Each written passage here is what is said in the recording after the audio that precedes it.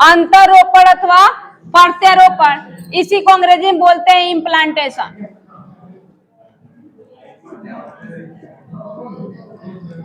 नहीं पढ़ा है क्या तुम लोग को?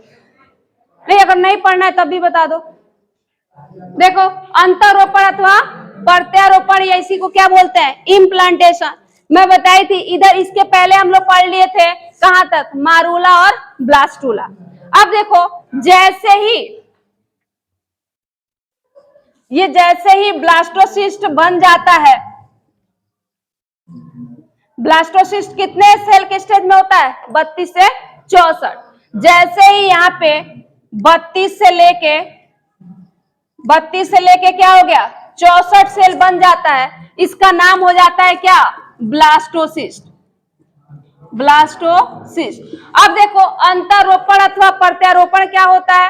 अंतरोपण अथवा प्रत्यारोपण किसे कहते हैं या इम्प्लांटेशन किसे कहते हैं? जैसे तुम लोग क्या करते हो कि खेत में धान के वो बीज को बोते हो कहीं और फिर उस बीज को उखाड़ कर क्या करते हो?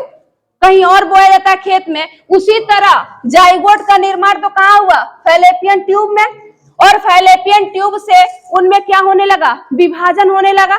और विभाजन होने के बाद वो कोशिका कितने बन गई? उसके अंदर ब्लास्टोमियर कितने बन गए? 32 से 64। यानी गर्भाशय में ब्लास्ट, और 32 से 64 जो सेल बना है इसके अंदर, उसको ब्लास्टोसिस्ट कहते हैं। तो प्रत्यारोपण की परिभाषा क्या होगा? कि गर्भाशय में, मादा के गर्भाशय में ब्लास्टोसिस्ट का स्थापित हो जाना ही क्या कहलाता है? अंतरोपण। समझ में आ गया कि मादा के गर्भाशय में ब्लास्टोसिस्ट का आकर प्रतिस्थापित हो जाने की प्रक्रिया ही क्या कहलाता है? इम्प्लांटेशन या अंतरोपण अथवा प्रत्यारोपण। और ये कैसे हुआ? मैं ऐसे ही बताई कि यहाँ पे जाइगोट बना, जाइगोट से मारूला बना और मारूला से ब्लास्टूला। और ये प्रत्यारोपण की क्रिया एक मादा के गर्भाशय में ये होता है 5 से लेके 10 दिन के अंतर्गत, यानी 5 से 10वें दिन के बीच में ये जो यहाँ पे ब्लास्टूला बना है, ब्लास्टोसिस्ट बना है, वो माता के गर्भाशय में आकर क्या हो जाता है? रोपित हो जाता है, आके धंस जाता है। और देखो धंसता कैसे है? ये धंसता है, हम बताए थे कि माँ के गर्भाशय में क्या होता है? इंडोमेट्रियम लेयर होता है। इस इंडोमेट्रियम लेयर में ब्लास्टूला कैसे क्या होता है? धंस जाता है। धंसने के बाद ये इंडोमेट्रियम लेयर जो होता है इसके ऊपर ऐसे कवर कर लेता है, पूरी तरह से भ्रूण को क्या कर लिया? कवर कर लिया। और तुम लोग जानते हो कि ब्लास्टोसिस्ट में ये 2 भागों में बटा था। ब्लास्टोसिस्ट के अंदर जो ब्लास्टोमियर था वो कितने भागों में बढ़ रहा था? 2 भागों में। बाहर वाले को क्या बोला गया था? ट्रोफोब्लास्ट, और अंदर वाले को बोला गया था इनर सेल मास। इस कंडीशन में जब हो जाता है तो जाके वो यूट्रस के दीवार पे चिपकना शुरू कर देता है। जैसे ही ये जाके चिपकता है, ये प्रक्रिया प्रत्यारोपण या इम्प्लांटेशन कहते हैं। यानी धान के बीज जो हम लोग दूसरे खेत में डाले थे, फिर उसको उखाड़ कर क्या किया हमने? कहाँ बो दिया? दूसरे खेत में बो दिया। तो खेत में बोने वाला यानी यहाँ से चलकर जब ये यूट्रस के दीवार में आकर चिपक गया, इसी को बोलेंगे क्या? इम्प्लांटेशन या प्रत्यारोपण। और इम्प्लांटेशन किस कंडीशन में होता है? जब वो ब्लास्टोसिस्ट के कंडीशन में होता है। यानी ब्लास्टोसिस्ट यहाँ पर आकर क्या होता है? चिपक जाता है और इसके इंडोमेट्रियम लेयर इसके चारों तरफ इसको घेर लेती है। अब देखो जो ट्रोफोब्लास्ट होता है, अब इस भ्रूण में क्या है? किनारे की तरफ ऐसे ट्रोफोब्लास्ट है और बीच में क्या है? इनर सेल मास है। ट्रोफोब्लास्ट क्या होती है?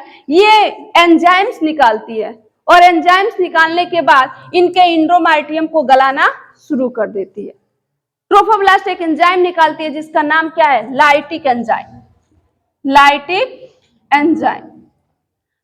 एंजाइम निकालती है और इसको गलाना क्या कर देता है? शुरू कर देती है। और गलाने के बाद इस ट्रोफोब्लास्ट की कोशिकाओं में विभाजन शुरू हो जाती है और उसको गलाकर उसको अवशोषित भी कर लेती है। क्योंकि मैं बताई थी कि ट्रोफोब्लास्ट का कार्य क्या है? भ्रूण की सुरक्षा करना, भ्रूण की सुरक्षात्मक आवरण बनाना, भ्रूण की पोषण देना। क्योंकि जब वो चिपकता है तो गर्भाशय से गर्भाशय दूध निकलता है, इसके वजह से इस जाइगोट को क्या मिलता है, पोषण। और उसके बाद भी ये ट्रोफोब्लास्ट जो कोशिकाएं होती हैं इन इंडोमेट्रियम लेयर को गलाना शुरू कर देती हैं, और जो गल जाती है कोशिकाएं मर जाती हैं, उन कोशिकाओं को भी क्या कर लेती है, अवशोषित कर लेती है। जब ये ऐसा काम कर लेती है तो ट्रोफोब्लास्ट की कोशिकाओं में विभाजन बहुत तेजी से होने लगता है। ट्रोफोब्लास्ट की इनर मास सेल भ्रूण का निर्माण करता है, इनर मास सेल बच्चे का निर्माण करता है, ट्रोफोब्लास्ट सेल उसका क्या करता है, आवरण को बनाता है, उसकी सुरक्षा करता है। यह ट्रोफोब्लास्ट कोशिकाएं ज्यादातर विभाजित होकर अंगुली के जैसी संरचना बना लेती है। अब यह कैसी संरचना बना लेती है, अंगुली चारों तरफ, भ्रूण के चारों तरफ किस तरह की संरचना बना लेती है, अंगुली जैसी संरचना बना लेती है, जिसको बोलते हैं विलाई। जिसको क्या बोलते हैं, विलाई। यह अंगुली जैसी संरचना चारों तरफ रहती है, इनर सेल मास के चारों तरफ रहती है, और जब चारों तरफ रहती है यही चारों तरफ से एक साथ इकट्ठा होकर एक मोटी सी अंगुली जैसी संरचना बना लेती है, जिसका दूसरा नाम क्या हो जाता है, प्लेसेंटा। जिसका दूसरा नाम प्लेसेंटा। और प्लेसेंटा क्या करता है, इस गर्भाशय के दीवार, इस जरायुज को बनने में यानी भ्रूण को बनने में क्या करता है, सहायता करता है, भ्रूण को पोषण प्रदान करता है, मां के गर्भाशय और कोरियन के बीच क्या करता है, ये फूड मटेरियल का या गैसों का आदान प्रदान करने का काम करता है। क्योंकि बच्चा ये भ्रूण बड़ा होता है तो इसी प्लेसेंटा के द्वारा मां से इस बच्चे में क्या जाता है, पोषण। तो ट्रोफोब्लास्ट से ही किसका निर्माण हुआ, प्लेसेंटा। यानी ट्रोफोब्लास्ट की कोशिका पहले तो विभक्त हुई यानी विभाजित हुई, और विभाजित होकर कुछ अंगुली जैसे चारों तरफ क्या कर ली, संरचना बना ली, और चारों तरफ संरचना बनाने के बाद वो एक पास इकट्ठा हो गई, और एक पास इकट्ठा होने के बाद एक नली की जैसी संरचना बना ली, जिसका नाम क्या हो गया, प्लेसेंटा, या इसी को कहते हैं अपरा। तो ये कहलाता है। और ये इतने जो प्रक्रियाएं हो रही हैं, इन्हीं प्रक्रियाओं को कहते हैं, यानी गर्भाशय में इस भ्रूण का जो रोपना हो गया, जो प्रत्यारोपित होना हो गया, जो स्थापना हो गया, यही प्रक्रिया क्या कहलाता है, अंतरोपण अथवा प्रत्यारोपण अथवा इम्प्लांटेशन। तो इम्प्लांटेशन की क्या परिभाषा होगी कि माता के गर्भाशय में ब्लास्टोसिस्ट का आकर स्थापित हो जाना ही क्या कहलाता है, इम्प्लांटेशन या प्रत्यारोपण या अंतरोपण। यानी रोप देना ही क्या कहलाता है, इम्प्लांटेशन या प्रत्यारोपण। और ये 5 से 10 दिन के अंतर्गत हो जाता है, यानी निषेचन के 5वें या 7वें दिन के बाद यहाँ पे प्रेगनेंसी हो जाती है, जिसे सगर्भता कहते हैं। इसको क्या कहते हैं, सगर्भता। ये कंफर्म हो जाता है कि माँ क्या है, प्रेग्नेंट हो गई, यानी 1 हफ्ते के बाद पूरी तरह से कंफर्मेशन हो जाता है। और इसके पहले मैं पहले ही बता चुकी हूँ कि क्या होता है, जाइगोट बनता है, जाइगोट से मारूला, यानी कंडीशन हम लोग बता लिए थे। भ्रूण के निर्माण में क्या बताए थे कि भ्रूण के निर्माण में पहले क्या बनता है, निषेचित अंडा बनता है, जाइगोट, और वही निषेचित अंडा क्या होता है, 33 घंटे बाद क्या होता है, विभाजित होता है, और फिर 2 सेल में बनता है, 2 से फिर 44 घंटे बाद 4 सेल में, फिर 3 दिन बाद वो क्या होता है, और साले अनियमित सेलों में निर्माण होना शुरू हो जाता है, और 72 घंटे में पूरे ब्लास्टुला का निर्माण करके यहाँ पे स्थापित हो जाता है। तो ये इम्प्लांटेशन। अब देखो कि इम्प्लांटेशन को कंट्रोल करने के लिए कौन कौन से हार्मोन्स निकलते हैं। इस भ्रूण को नियंत्रण करने के लिए ये भ्रूण कैसे यहाँ पे रहेगा, इसके नियंत्रण में 2 हार्मोन्स निकलते हैं। एक हार्मोन्स निकलता है एस्ट्रोजन, और दूसरा हार्मोन्स निकलता है क्या, प्रोजेस्टेरॉन। देखो, एस्ट्रोजन हार्मोन्स निकलता है, प्रोजेस्टेरॉन, ये दोनों हार्मोन्स मिलके अपनी क्रियाएं करते हैं, और बच्चे को जो भ्रूण बन रहा होता है, जो भ्रूण वहां पे स्थापित हो रहा है, उनकी क्या करते हैं, सुरक्षा करते हैं।